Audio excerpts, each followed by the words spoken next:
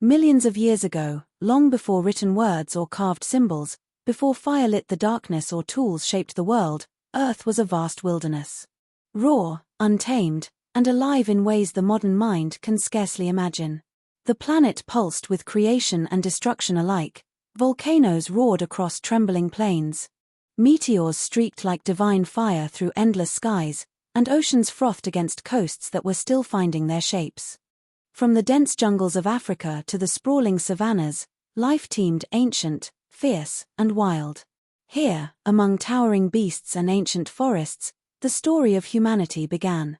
The air was thick with the scent of wet soil and primal life. Winds carried the cries of strange creatures, and every sunrise was both a promise and a warning: survive, or vanish forever. In this harsh cradle of existence, early hominids stirred, small, curious beings who walked upright yet still carried the instincts of the beasts from which they came. Their world was not built of safety or civilization, but of instinct, hunger, and adaptation. Imagine a young female Australopithecus standing on the edge of a grassland clearing, her dark eyes scanning the golden horizon. Around her, a small band of her kind moved cautiously, for to be careless was to die.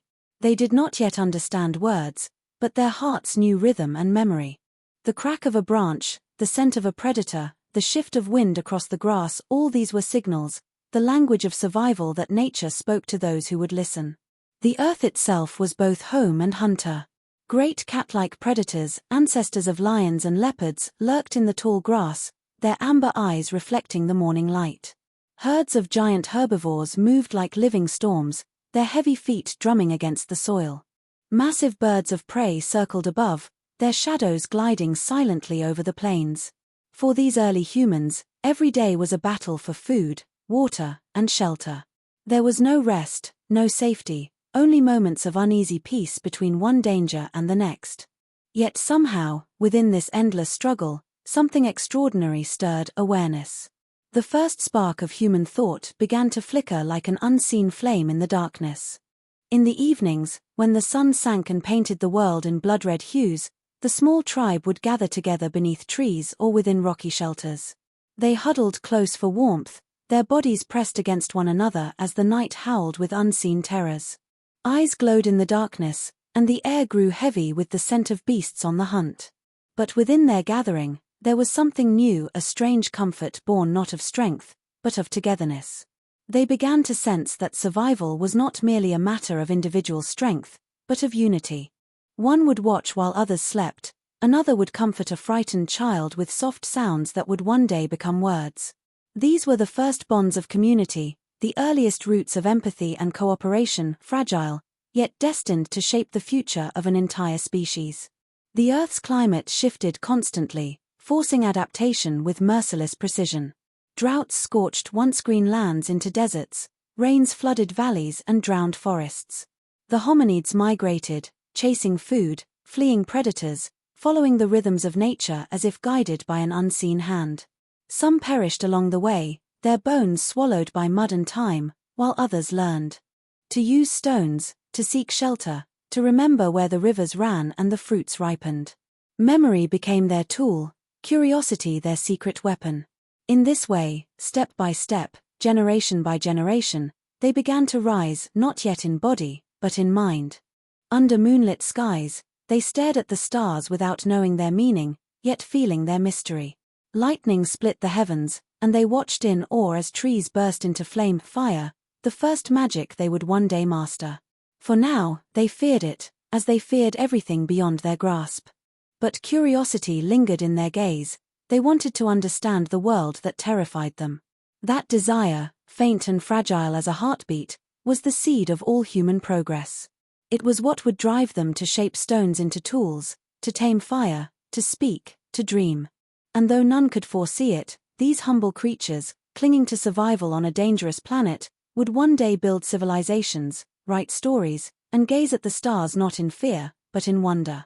The forests whispered with ancient life, insects sang unseen, and rivers carved their eternal paths through valleys older than memory. Each day brought both death and discovery. The early humans learned the habits of beasts, the taste of edible roots, the rhythm of migration. They learned to mimic animal calls, to confuse predators, to throw stones and wield sticks. What began as instinct evolved into innovation. What was once fear became understanding. In their eyes gleamed the first reflections of intelligence, the beginning of the long journey that would lead to the birth of humankind. And so, on this forgotten earth, millions of years ago, amidst chaos and creation, our ancestors walked, barefoot, silent, and unknowing of their destiny. They had no language, no gods, no tools of mastery. Yet within them burned something greater than any beast possessed, the relentless will to endure. Every scar, every hunt, every storm they faced carved resilience into their blood. The dawn of humanity had begun, fragile and uncertain, yet unstoppable. From the mud and the fire, from fear and hunger, the first humans took their place upon the earth. And though they did not yet know it, the world itself would never be the same again.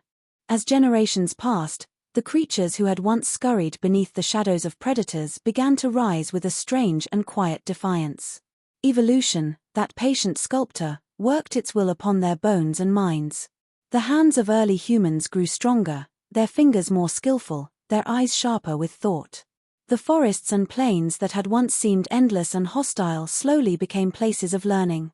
Vast, living classrooms where every sound and scent held meaning. The simple act of cracking a nut, or scraping a hide, became steps in a silent education that would last for millennia. They no longer wandered blindly, they began to observe, remember, and experiment. Curiosity was no longer a mere flicker, it was a flame, and it was spreading. Somewhere on the edge of a river valley, under a canopy of ancient trees, a young male hominid squatted beside a stream. His dark reflection rippled beneath him, strange and familiar all at once. He held a smooth stone in one hand and another rough-edged one in the other. With a sharp crack, the sound echoed through the trees, a sliver of stone broke free. He examined it, then struck again, harder this time. The fragment was sharper, more dangerous. Instinct whispered that this new edge could cut meat, scrape bark, or defend against fangs. And in that instant, that small, trembling instant, the world shifted. The first tool had been shaped not by chance, but by thought. From that moment on, the earth itself seemed to bend slightly in humanity's favor. The creatures who once fed upon roots and carrion began to hunt. At first clumsily, in desperate bursts of courage, then with growing skill. They learned the movements of prey, the direction of the wind, the patience of the predator. The sharp edges of flint became extensions of their will. Fire still eluded their control, but the spark of invention burned brightly within their minds. Across valleys and ridges, tribes began to form, small groups bound not only by blood but by shared purpose. Where once they had wandered aimlessly, now they gathered with intent, learning from one another, building the first foundations of cooperation. The days were long, filled with struggle and hunger, but they were no longer silent. Sounds became more than warnings, they became communication. A call could mean food here, a growl might mean danger, and soon, those primitive sounds began to take on rhythm and meaning. It was language in its earliest breath, fragile yet powerful. Mothers comforted their young with soft murmurs, hunters planned their movements with gestures and grunts. A new form of survival was born not through strength or claws, but through thought and understanding. Humanity's first true tool was not stone or fire, but connection. With connection came memory. Around flickering flames, for now, only the fire gifted by lightning or volcanic vents, they watched and remembered. The warmth became a gathering place, a symbol of safety. They began to recognize one another as more than individuals. There was love in their bonds, grief when one fell, pride when a child took its first steps. These emotions, invisible yet immense, wove a web of meaning that no other creature could comprehend. The night no longer belonged only to beasts, it belonged to the dreaming mind of man. The stars, glittering cold and eternal, seemed to whisper of endless mysteries waiting to be found. As centuries rolled by, small advancements began to ripple through their world. Stone flakes became refined into hand axes. Bones and sticks were shaped into spears. The rhythm of survival became a dance between invention and instinct. The early humans learned to chase prey until exhaustion claimed it, to use teamwork in hunts, to store meat in shaded hollows. They became endurance predators. Not the fastest, nor the strongest, but the most relentless. Sweat cooled their bodies as they ran under the scorching sun, and their lungs drew in the breath of persistence. Nature, once their greatest enemy, was becoming their teacher. Through the deep time of generations, families became tribes, tribes became communities. They developed unspoken traditions, rituals born of repetition and reverence. When one of their own died, they did not merely leave the body for the scavengers. They began to cover it with earth, with flowers, with stones, an act of memory, perhaps of mourning. This, too, was evolution, not of the body, but of the soul. The awareness of life and death, of something beyond the moment, took root. And once an idea takes root in the mind of humankind, it grows without end. They learned to see patterns, the seasons, the cycles of the moon, the migration of herds. They became travelers, following the rhythm of the earth like a song. Where food ran out, they moved. Where danger grew, they adapted. They crossed rivers, climbed mountains, and entered new lands. Some ventured north, into colder realms where frost bit their skin and the nights were endless. There, necessity taught them the value of clothing, animal skins wrapped around their bodies, tied with fibers, forming the first garments against the cold. Each problem they faced became a spark for creativity. Necessity was the mother of invention, and humanity, its devoted child. The forests whispered their approval. Fireflies blinked through the dusk as families gathered in circles, chewing roasted roots and fruits, sharing what could not yet be spoken in words, the feeling of belonging. The old ones passed knowledge through gestures, teaching the young to hunt, to climb, to watch the skies. Their eyes carried stories, and in those stories lived the beginnings of culture. The mind that had once feared fire now sought to harness it, the hand that once grasped stones now shaped them, and the heart that once beat for survival alone now longed for meaning. By the time the earth's great beasts roamed their last golden plains, humankind was no longer a timid wanderer. They had begun to master the art of survival, not just to endure, but to adapt, to change. Their tools grew sharper, their bonds stronger, their curiosity infinite. The awakening of the mind was complete. A new chapter of life had begun, one that would soon lead to mastery of flame, the creation of art, and the first whispers of civilization. The journey from instinct to intellect had begun, and there would be no turning back. There came a night unlike any before. The sky wept fire. A storm rolled over the ancient plains, its thunder roaring across the land like the voice of some forgotten god. Lightning tore open the heavens, striking an old tree that exploded into flame. The early humans, huddled in fear within a nearby cave, watched in silent awe as the world outside burned with light and fury. For generations they had known only the dark, cold, eternal, and filled with the eyes of predators. But now, in that terrifying brilliance, they saw something divine. Fire, living, moving, breathing, devoured the forest with hunger and beauty. It terrified them, yet drew them near. The next morning, when the storm had passed and smoke curled lazily into the dawn, a single ember still glowed amid the ashes. And so, trembling hands reached forward, not to flee, but to take hold.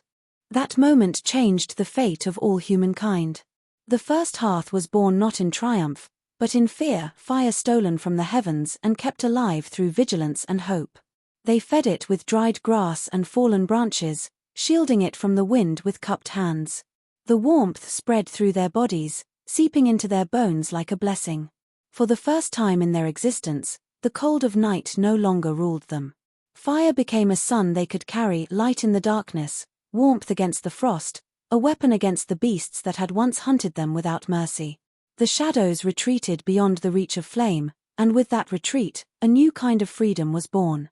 Humanity had taken the first true step toward mastery of the world. Around this living miracle, the tribe gathered each evening. The flames danced, painting their faces in gold and crimson. They began to tell stories, not yet in words, but in gesture, rhythm, and expression. One would mimic the chase of the hunt, another the roar of a predator, while children clapped and laughed, their faces glowing with light and wonder. In this dance of firelight and imagination, art was born. Charcoal from burnt branches became a new tool. They drew the shapes of animals upon cave walls, tracing the life that sustained them. Mammoths, lions, deer, And birds, the world they lived in took form upon stone. These were not mere drawings, they were prayers, memories, dreams made visible. The first artists had no name, but their visions would outlive their bones. As fire became their constant companion, it reshaped every part of their existence. Meat that once made them ill was now roasted, its flavor and strength preserved. Disease lessened, health improved. They gathered closer together, and life expectancy slowly grew. The tribe became more than a gathering of survivors, it became a family, a culture. Roles formed: hunters, gatherers, caregivers, storytellers. The spark that had once flickered weakly within the human mind now burned like the flames that warmed their nights.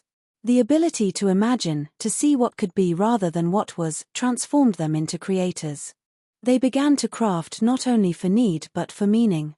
Beads made from bones, shells, and stones were strung together, perhaps as decoration, perhaps as symbols of belonging. Tools became more refined, spears were tipped with sharpened flint, and stone axes shaped with precision.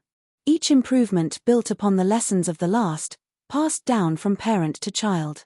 This was the birth of memory, knowledge preserved not in words, but in practice. And in those simple acts of teaching and making, humanity built the first bridges across time. The bond between fire and people deepened. To lose the flame was to risk death, to keep it was to ensure life. They guarded it fiercely, carrying embers in hollowed stones when they traveled, covering it with ashes to protect it from wind and rain. Over time, they learned its nature, how to coax it from friction, how to feed it, how to control its rage. What had once been a divine accident became a craft. Humanity, for the first time, had mastered an element of nature. It was no longer a guest in the world, it was a participant, a shaper, a maker. With mastery came reflection. The flicker of firelight became a mirror for thought. As they sat around their glowing hearths, eyes turned inward as often as outward. Death, once a mystery without shape, began to take on meaning. When one of their own passed, they no longer merely buried them, they began to adorn the body with flowers, tools, and trinkets, symbols of remembrance. They looked into the night sky and wondered where the soul might go. They named the stars with gestures, pointed to constellations that reminded them of beasts and spirits. The first myths began to form, whispers of ancestors and gods that moved through the wind and flame. The birth of fire had ignited not only survival, but spirituality. Seasons changed, and with them, humanity's rhythm. They followed herds across plains, learned to predict migrations, to store food, to plan ahead. They built temporary shelters of wood and hide, clustered near rivers rich with fish and fertile soil. In these places, they began to linger longer, days, weeks, even months. The first settlements, simple and transient, were born. A sense of home, once alien, began to take root in the heart. The earth was no longer only something to survive upon, it was something to belong to. Firelight gleamed upon painted cave walls where generations left their marks. Each handprint was a message across time: I was here. I lived. I dreamed. They did not yet know the meaning of immortality, but they sought it instinctively through their art and their children. Every hunt, every creation, every ritual was part of a greater story that stretched beyond the self. They were no longer merely surviving. They were thriving not through domination, but through imagination. And thus, humanity stood on the threshold of transformation. The beasts still roamed, the dangers remained, but the mind of man had awakened fully. The mastery of fire had granted them control over their world, the creation of art had given them a soul, and the birth of belief had opened the gates of eternity. The next leap, from wanderer to builder, from hunter to farmer, from tribe to civilization, was not yet taken, but its shadow already stretched across the horizon. The fire within them burned brighter than any flame they had kindled upon the earth. The earth turned, and with each turn, humanity grew wiser. Seasons that had once seemed endless cycles of hunger and fear now became patterns to be read and remembered. The rains returned at the same time each year, the rivers swelled and receded in rhythm, the herds followed ancient paths across the plains. Slowly, humans began to understand the world was not chaos. It was order written in nature's script, waiting for minds sharp enough to read it. And in this understanding lay the seed of the next great revolution. They had learned to master fire, to shape stone and bone, to live together as tribes. Now, they would learn to master the earth itself. At first, the change was simple, almost invisible. A woman dropped seeds from wild grasses near her shelter. Weeks later, she returned to find new shoots sprouting where they had fallen. Something stirred within her: recognition. If life could be placed in the soil and called forth again, then perhaps the endless wandering could end. Others began to notice too. Berries that fell near camp grew again, animals returned to familiar water holes, the world seemed to respond to their presence. It was as if the earth, once feared and distant, had become a partner. And so began the slow miracle of agriculture, humanity's first act of creation beyond the self. It was not easy. The soil was stubborn, the weather cruel. Crops failed, storms destroyed, droughts starved. Yet humans persisted, driven by a force deeper than instinct, the need to shape, to improve, to belong. They cleared small patches of land, carved channels to guide water, learned which seeds thrived and which perished. Over generations, the wild grasses of the plains became wheat and barley, the bitter roots became tubers, and the fruits of the forests were coaxed into orchards. The land itself changed under their hands, and in that transformation, humanity found its place in the great web of life. With the taming of plants came the taming of beasts. The hunt, once a daily struggle for survival, began to shift. They noticed that some animals followed them: the wolf that lingered near campfires, the goat that grazed near their huts, the ox that returned each season to the same valley. The first bond between man and beast was forged not with dominance, but with trust. Wolves became companions, guardians of the night, goats and sheep became sources of milk and fiber, oxen bore the burdens of labor. The partnership between humankind and animal was one of the most profound transformations in history. For the first time, humans shared their world not only with each other but with creatures who chose to stay. Settlements began to rise where food and water were abundant. No longer did families wander endlessly across the land, they built homes of wood, mud, and stone, clustered together in small communities. Smoke curled lazily from their fires, and laughter echoed through the air. These early villages were simple, yet profound. They were the first homes of civilization. Here, children grew up not knowing the terror of the endless hunt, but the rhythm of planting and harvest. Time itself changed, no longer counted in days of hunger and plenty, but in seasons, in generations. The human sense of continuity deepened, the past became memory, the future became possibility. With stability came creativity. Freed from the constant struggle to find food, people began to think beyond survival. Pottery emerged, clay shaped into vessels, hardened by fire, used to store grain and water. The potter's wheel spun as an early symbol of invention, a physical manifestation of human thought turned into art. Weaving followed, threads of fiber twisted into cloth, giving rise to garments finer and stronger than raw hides. For the first time, beauty and function intertwined. Humanity was not only surviving, it was beginning to flourish. But with creation came complexity. Where there was food and shelter, there was ownership. Disputes arose over land, over water, over the fruits of labor. And so, from necessity, society was born. Elders mediated, rules were remembered, and customs took root. The first laws were spoken, not written, passed from mouth to mouth, generation to generation. To break them was to endanger the harmony of the tribe, and so obedience became a form of wisdom. Cooperation evolved into governance, respect evolved into structure. The tribe became a community, and the community became a society. Art deepened alongside order. On the walls of caves and the sides of clay pots, humans painted the stories of their lives: hunts, harvests, births, deaths, dreams. Symbols began to appear, lines and marks that represented ideas. It was the faint heartbeat of writing, a promise of the future that would one day record the very history they were living. In these images and patterns, they celebrated the world around them: the sun, the rain, the beasts, the stars. The sacred and the practical merged.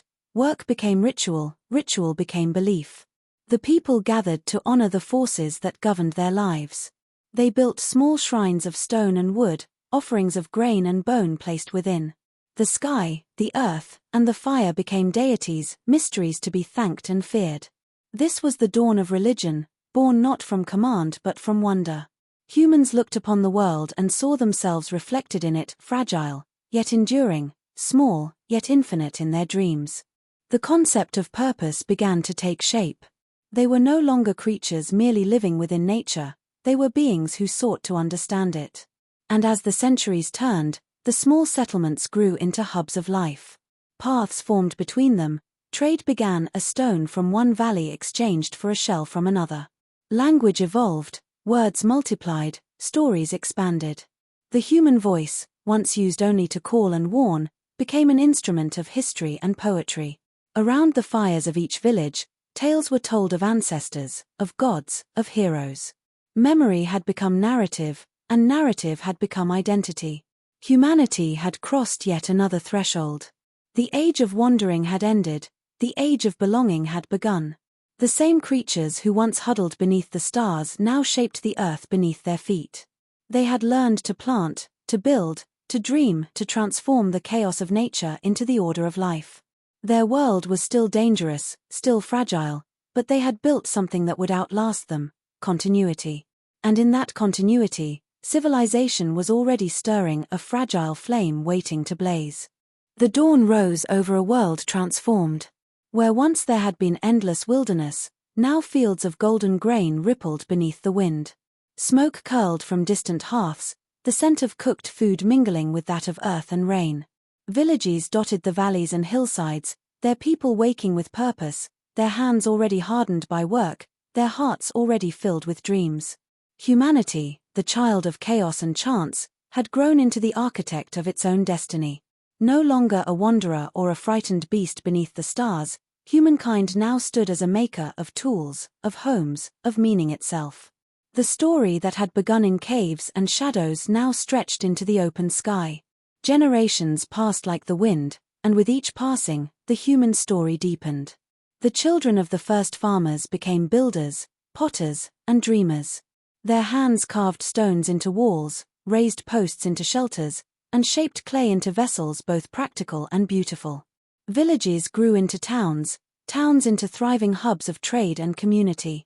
People bartered not only goods, but knowledge. Ideas, once isolated within the boundaries of a single tribe, began to flow across lands, weaving a tapestry of progress that connected distant hearts. The same species that had once hidden from storms now sought to harness them, building irrigation channels, dams, and roads that carried the pulse of civilization itself. The old fears did not vanish, they evolved. Nature, once a merciless teacher, became a partner both revered and challenged. The rivers that had nourished their fields could also flood and destroy them, the skies that gave rain could withhold it for years. And so humanity learned its greatest lesson: control must be tempered by respect. They began to honor the land not only as resource, but as kin. Rituals of gratitude grew more complex. Stone circles were raised to mark the passage of seasons, to measure the sun's return and the moon's rhythm. Music was born, hollow bones and stretched skins turned into drums and flutes that carried the voice of joy and sorrow across the plains. Art, once confined to the hidden walls of caves, now spilled into open air, onto pottery, tools, and the very walls of their homes.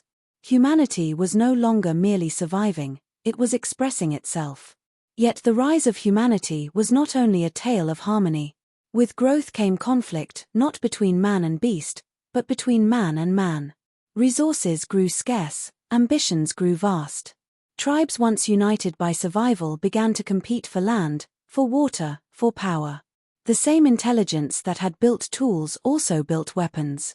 Spears that once brought down mammoths were turned upon neighbors.